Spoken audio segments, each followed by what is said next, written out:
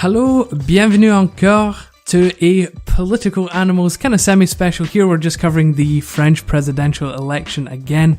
Obviously, a couple of weeks ago we had our French election special, and now we're just going to update you before the second round, which is happening this Sunday, May 7th. So that's really just a couple of days until we know the final outcome. I am joined this week again by John. So John, how are you doing? I'm doing well. I'm doing really well, actually. Political Animals is not entirely dead as of yet, apparently. We set some pretty aggressive growth goals for our podcast in April, and we met and exceeded them, which was nice. Felt good. Apparently people like what we're doing to a certain extent. Yeah, that's right. So thank you to everyone who is listening. Obviously, we wouldn't really be doing this without folks listening to us. So thank you for putting up with us. Who are you kidding? we would record this and put it out there. We both love to hear ourselves talk. I think it's more therapeutic and cathartic than anything else. But that's right. That's right. So the first round of the French presidential election has happened, and it went to plan, or at least it met our expectations. Well, it did. In fact, it was an incredible success for French polling companies because unlike in the US with the Trump election and in the UK with both the general election and the Brexit referendum, the French polling groups managed to really get the result on point. So everything came out as expected. So the first round was on April 23rd. Emmanuel Macron from En Marche, he's the centrist candidate, ended up with 24% of the vote. Marine Le Pen of the National Front ended up with 21.3%. François Fillon ended third with around 20%. And Jean-Luc Mélenchon, the far left socialist/communist, ended up with about 19.5%. So he almost took over as we were saying in the main episode, the proper centre-right candidate. So for the first time in history, neither of the two major parties are being represented in the second round of the presidential election. How did our friend, the poor Benoit Hamon, do? So I hate to say it, but he actually performed worse than his polls. That guy. The poor guy. It really is, and really is just a bad Socialist Party brand. He was supposed to be winning somewhere around 9% and ended up below 6.5%, actually around 6.3%, 6.4%. So it was quite a sad showing. Now, sad showing, but at least he's not in the Labour Party. Because they're about to get slaughtered. John is referencing the British election that's coming up here in June, and yes, if you know anything about British politics at the moment, the Conservatives are running very high in the polling for a multi-party system, but 50%, Labour 28% or so, so they will be losing a number of seats. Conservative apocalypse. It really is. It's shifting out to the right everywhere, it seems. So yeah, Emmanuel Macron, as we expected, ended up first, so we are somewhat relieved, I guess, would you say, John, that we have a sensible candidate in the second round. I know that you like Jean-Luc Mélenchon, the far-left candidate, just as an entity, perhaps not as a pure philosophical. Yes. I did actually find his Bleed the Rich video game online. It's called Fiscal Combat, and it was quite fun. It was a fun little thing. But no, the guy. So if I were voting, or if I were wanting somebody to become president in France, I would probably have gone with Hamon, just because of the fact that some of his policies were just so interesting. Like his taxing the robots is for wealth generated by robots, is universal basic income, things that are forward thinking that we're going to need in the future. But you're being progressive enough to introduce them now. I appreciate that. He had no chance to win, so I probably would have voted for Mélenchon, to be honest with you. I know that he has some not great views on the EU, but well, I mean, they are as bad as the far right. So both far right and far left are anti-EU. Both want either the reduction of or the end of the EU. And so if Jean-Luc Mélenchon and Marine Le Pen were able to get through into that second round, that would have spelled disaster for the EU as a whole. Right. So everyone is kind of, in fact, the European bigwigs were celebrating and passing along celebratory notes to Macron. Right. Macron being the most pro-EU of any of the candidates, actually. Yeah. So he is certainly has all of Europe behind him, I think. So I don't have a major dog in the fight. Obviously, I'm not an EU citizen. I'm not a French citizen. But I guess the thing is, when I look at it, I have a hard time celebrating. So yes, obviously we averted some sort of extremist disaster, so you didn't have Mélenchon or Le Pen, where that's really a toss-up. Who knows who would win there? But I have a hard time. Yeah, I mean it's good, but it's like how the left with the center really viewed Hillary Clinton in our election. It's like establishment-ish. Yeah, I know he's outside of the establishment, but he has the support of the establishment. Both Fillon and actually Hamon came out and supported him and said, vote for him. So you have the socialists, or the sort of more centrist socialists, say, vote for this guy. You had the center party, or the conservative center party, say, yeah, vote for this guy. And he just seems establishment-y. I mean, he's a former investment banker. Like, I don't know. It just kind of skews me out. Yeah, that's fair. And in fact, that is the very thing that Marine Le Pen has been attacking him on. As she should. I mean, that's going to be successful. Yeah, no, absolutely. Because, I mean, you could say you're not the establishment all you want, but when your ideas line up with the establishment, then it doesn't matter. Like, even if you're not an establishment party, if your ideas are that of the establishment party, then what's the difference? You know, he wants lower corporate taxes, he wants, modernizing the economy, all that kind of stuff, and he's okay with the EU, and so it's just sort of business as usual, corporatist kind of stuff, and I don't know. That's why I didn't vote for Hillary Clinton. I mean, she won my state, so it's okay that I didn't vote for her, but if she had won, would I have been happy? I would have been relieved, but I wouldn't have been happy. I guess that's my emotion when I found out Macron won, which is essentially relief, but not necessarily happy. I'm not sure. I do wonder if it's more contextual. So, for instance, I think I'm mostly relieved now that he is through the second round and that people are rallying around him from all across the spectrum because he's facing Marine Le Pen, the far-right candidate. On the other hand, relative to French politics, you have a left party that couldn't actually get its left-leaning policies through. So the Socialist Party, said, we're going to end austerity, we're going to drop the working week, we're going to, make it harder for companies to fire people, and they couldn't get any of it through in the 5 years that they had in the executive. Okay. You've got a right-leaning party who is, actually right-wing, like Fillon's stance was, we'll cut 500,000 public jobs. And so Emmanuel Macron, within the context of those two, center-left, center-right stances, a centrist might actually kind of level the playing field a little bit, might actually make might actually be more palatable than perhaps an American context would allow for. But I guess my question is, before the election, Hollande, the current president, essentially said his primary duty is to make sure that Marine Le Pen doesn't get elected. Do you think that it's less so much that he supports Macron's policies? Like, the Socialist Party supports Macron's policies? Because if Hollande came out and said, hey, vote for this guy, then that's going to hurt him. But Hamon, people don't hate him, they just don't like his party. They could say, if he comes out and says, yeah, vote for this guy, is it more of a political calculus that he doesn't want Marine Le Pen to win? Or he wants to make it more less likely that she'll win? Or is it because he sees some overlap between Macron and his policies? A bit of both. Macron was in a socialist cabinet for a while as the Minister of the Economy. Okay. Even though he was unaffiliated to the Socialist Party themselves. At the same time, whatever Hollande has done, or whatever Hamon has done, it hasn't affected Macron in the polling at all. He's still hitting 60+% in the polls.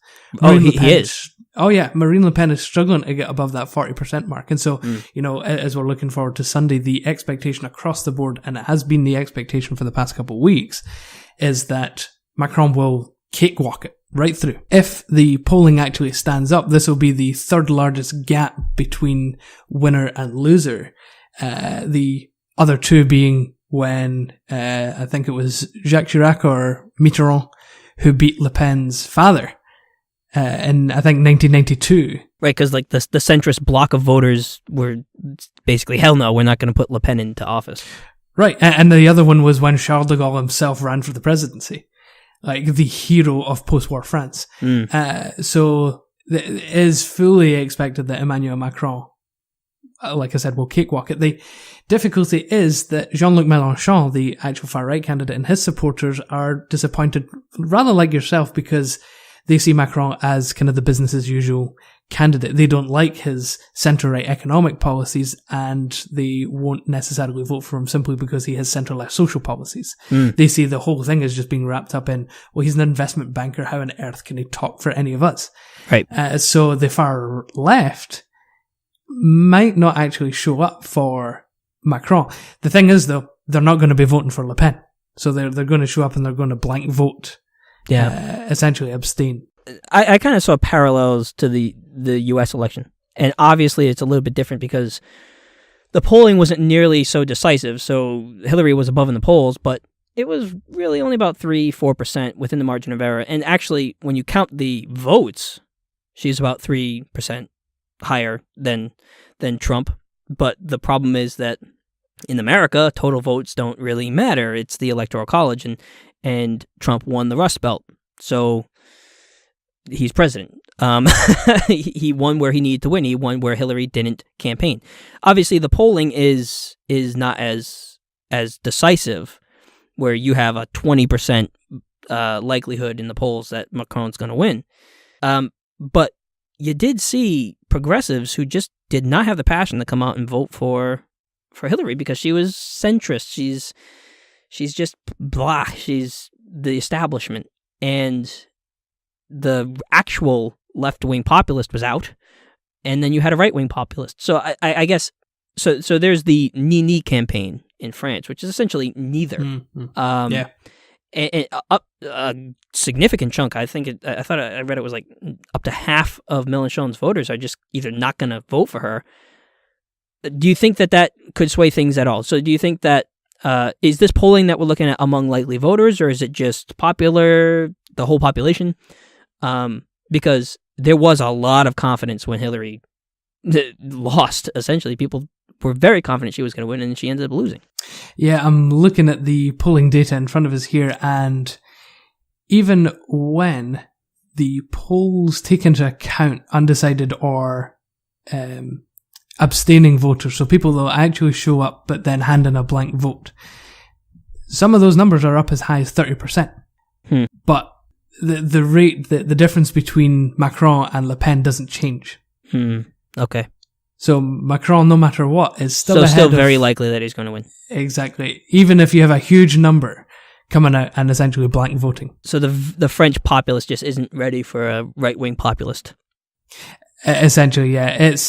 It's growing, though. So I'll be more concerned by the time 2022 rolls around and we're talking about, well, obviously a lot can happen in 5 years, but I think the Front National's goal now is more 2022 than 2017, because they are on a steady uptick.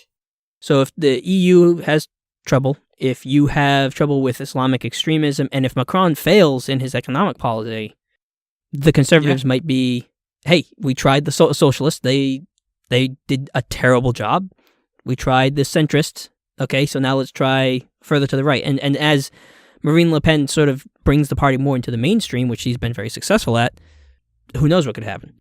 And I guess you're right, Mélenchon's voters would be very unlikely to go for Le Pen just because they disagree with her for everything. At first I sort of thought, well, you have Marine Le Pen who's not favorable to the EU, you have Mélenchon who's not favorable to the EU either. Do you think there's going to be any sort of defections where Mélenchon voters would be like, well, at least if we vote for Le Pen, maybe we'll get out of the EU? I'm sure there will be voters like that. I can't see them being a substantial number. Far left policies don't tend to interact well with far right policies, and so oftentimes I think they're just complete ideological differences that can't be overcome no matter where there is even agreement.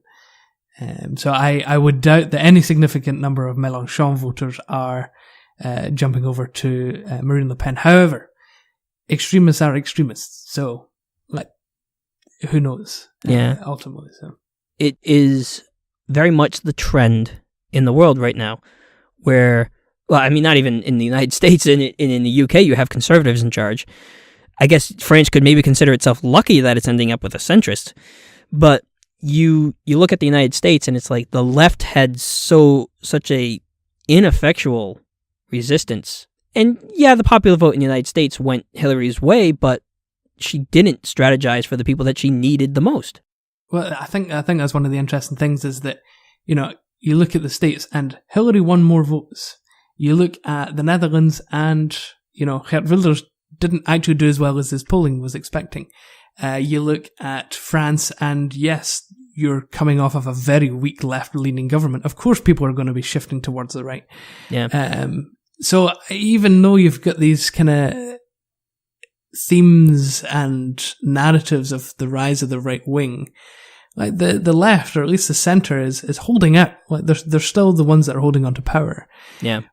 Does that happen in 5 years? Well, that'll kind of be for mostly the Trump administration in Europe to decide. Well, that's the thing. Exactly, is that we're talking about 2022 for France. As these ideologies, these conservative right-wing ideologies become more and more popular, if the left doesn't pull itself together and come up with a consistent narrative, like, I mean, look at what's happening to Labour. They're getting freaking obliterated in the UK. I would argue that there is more contextual stuff going on than simple left to right leanings.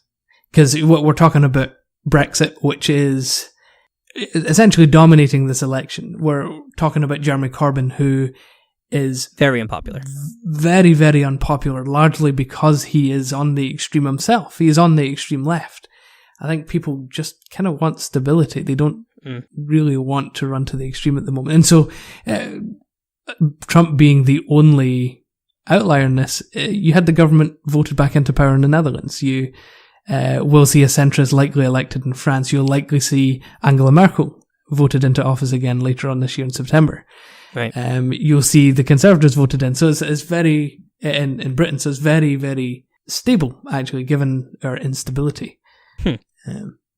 But again, it's more the 5-year term that I'll be very interested in, especially as regards the far right. If Europe can heed the warning signs of the mid-2010s, perhaps by the 2020s, Europe is doing something good for not only the European citizens but also for the rest of the world.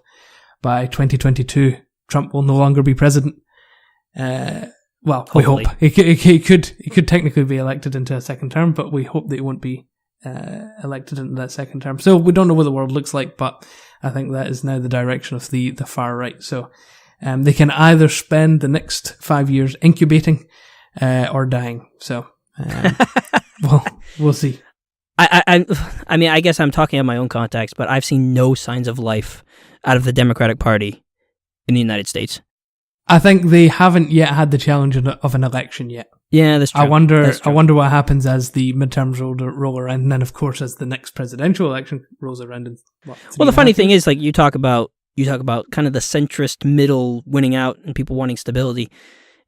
What's interesting is in the United States right now, the most popular politician hands down right now is Bernie Sanders. He's the most popular politician in the United States. So it's I don't know. I guess, and here's the thing though: the United States our Overton window is so shifted to the right that even a centrist in Europe is far more left than the center, the American political center. So I would say that a lot of Americans yearn for that sort of international centrist to sort of take over, but they don't understand that. You know, like the word liberal has such a bad connotation in the United States that the word progressive has such a bad connotation in the United States that people are very resistant to even labeling themselves as that, even though they might agree with those propositions. So I don't know. We'll see what happens. I think that the America could use a good push to the left. It's needed one for a while. And who knows? Maybe centrism will sort of balance out what's going on in Europe. I don't know. I don't know, but I just wish, like I said, I wish that the left just had more effective responses to what's going on. We'll talk about American politics in our episode on Monday, but I digress. just a tad there. Just a little bit. Well, nonetheless, actually, speaking of centrism and directions of the country, looking back at France a little bit, is that now that we've got two presidential candidates in the second round who are affiliated to neither of the biggest parties, we've actually also got a legislative election in France coming up in June. And like we were saying in our French election episode, is that the executive is kind of cut in half, with half of the executive powers being exercised by a prime minister, largely elected by the National Assembly, which is a parliamentary system. Now, because neither Macron or Le Pen have or are expected to gain large numbers of seats in the National Assembly, we kind of have an odd circumstance in which we might not actually be able to pull together a coalition. A coalition, yeah. The government could ultimately go into cohabitation, where the executive branch, the presidency, is kind of working on a separate ideological basis from the prime minister in the National Assembly. Well, the chances of that are 100% if Marine Le Pen wins. The chances of that happening with Macron are a little bit less, but still, if he has the support of Fillon, if he has the support of Hamon to become president, then he might have an easier time of putting together that sort of centrist coalition. Well, and my hope is that he can actually pull together a coalition of both the left and the right. Like, I would really want to see both Republican and Socialist ministers in the cabinet. Like I said in the other episode, I think that, Macron does have more of a home among the Socialists, having been, a minister for a Socialist government. But at the same time, his economic policies are very much the centre-right, so we could actually be able to pull together a fairly decent coalition, which again might actually be what France could benefit from at this time. Le Pen essentially doesn't have much of a choice. Le Pen and the Front National are so toxic that, unless her party can gain a large number of seats, which they're unlikely to do, then I don't think many other parties will be willing to work with her. So, assuming the Republicans are voted in en masse, which I think is going to be happening this time round, they, I doubt, will be wanting to work with a Le Pen government, and so you'll have a probably cohabitation.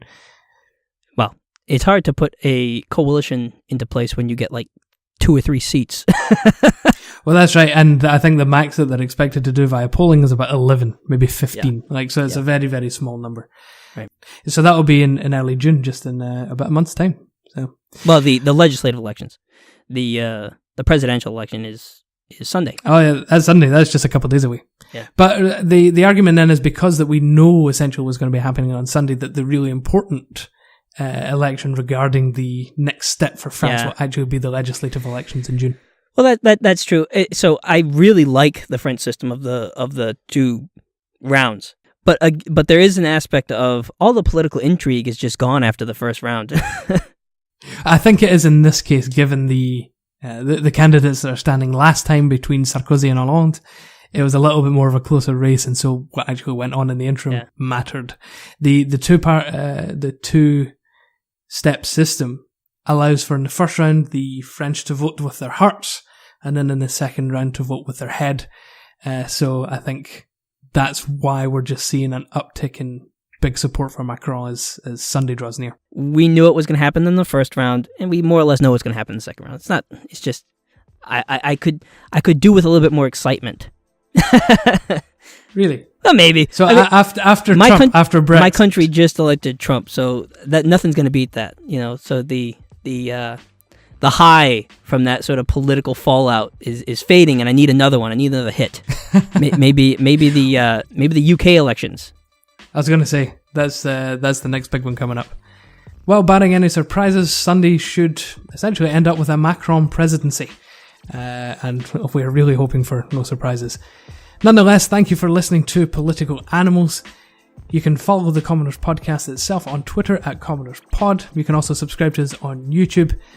And of course, a Commoners Podcast episode drops into your feed every second Monday, with one dropping this Monday where we look at the American healthcare system and the American Healthcare Act that was recently passed by the House of Representatives.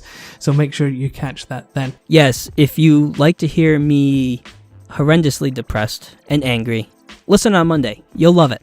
And ranting. Oh, so much ranting. Until next time, stay informed.